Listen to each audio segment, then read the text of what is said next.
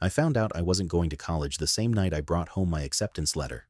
When you're young, you believe your parents are your safety net, that no matter how hard life gets, they'll be there. But the night my future was handed to someone else like a leftover plate at dinner, that belief shattered. I'd just gotten into my dream school, a solid state college with a good tech program, partial scholarship, and an early spot in their honors track. I walked into the kitchen holding that letter like it was something holy. I was proud, not just for getting in, but for making something out of the hours I'd spent studying while working part-time at the grocery store. My mom barely looked up, just gave me this tired smile, like I'd brought her the mail. My dad didn't even mute the TV. I thought maybe they were just caught off guard.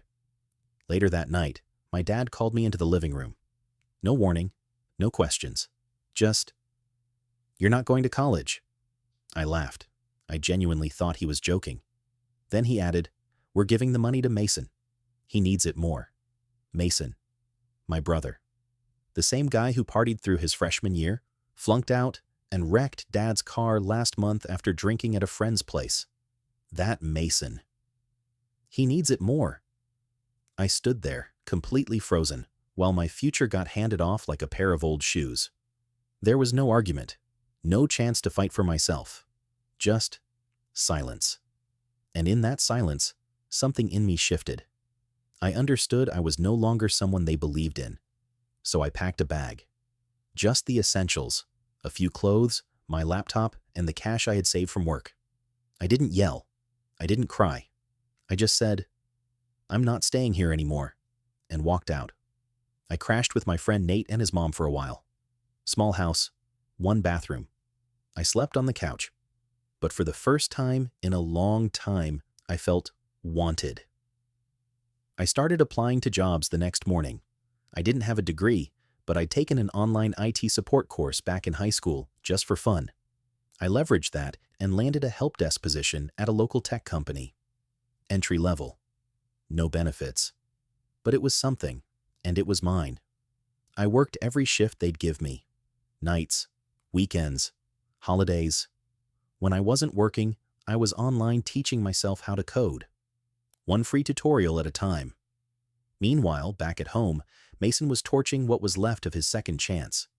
He stayed enrolled for about 8 weeks before the same pattern repeated. Parties, missed classes, drama. Then came the call. 2:13 a.m. My mom was sobbing. Mason had been caught cheating. Campus security found weed and unprescribed pills in his room. He was suspended, probably expelled. My parents were stuck with thousands in personal loans they'd taken out to fund his comeback tour. 3 days later, I got a text from my dad. "Can we talk?"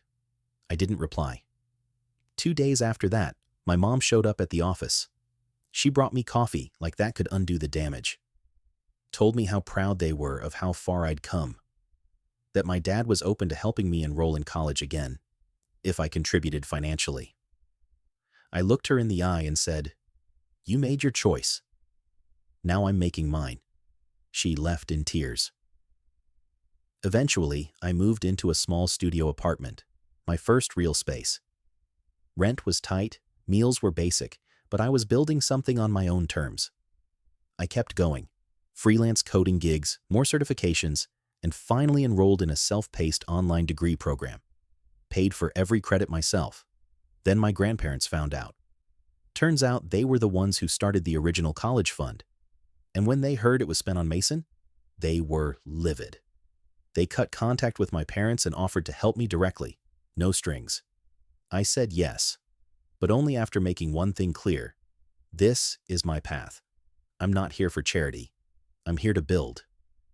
Mason? He's back home now, working part-time at a hardware store and still pointing fingers at everyone but himself. A few months ago, my mom invited me over for dinner. Called it a fresh start meal. Against my better judgment, I went. Mason was there, sulking like he always does. My dad acted like nothing ever happened. But then my grandparents showed up, and they weren't in the mood to play nice. They looked my dad in the eye and asked, "Why did you give away her college fund?" He stammered through excuses. Said he didn't realize how serious I was. Said Mason needed a second chance. I didn't yell. I didn't even flinch. I just said, I was never the one who needed saving. That shut the table down. As I left, my mom hugged me and whispered, "We made a mistake. I'm sorry." I nodded. "Thanks," I said. "But an apology doesn't fix a choice. I'm not coming back." And I meant it. Not emotionally. Not financially. Not to clean up a mess that was never mine. Now I've got a salaried position with full benefits, working remotely from a desk I paid for in an apartment with my name on the lease. I'm making more than both my parents combined, and I'm still going. Still learning. Still growing. They gave away my future, but I built something better. And I did it without them. If you've ever had to choose yourself when no one else did, tell us in the comments. Your voice deserves to be heard. Tap like if this story hit something real, and subscribe for more powerful, true stories that remind you your future is yours to build.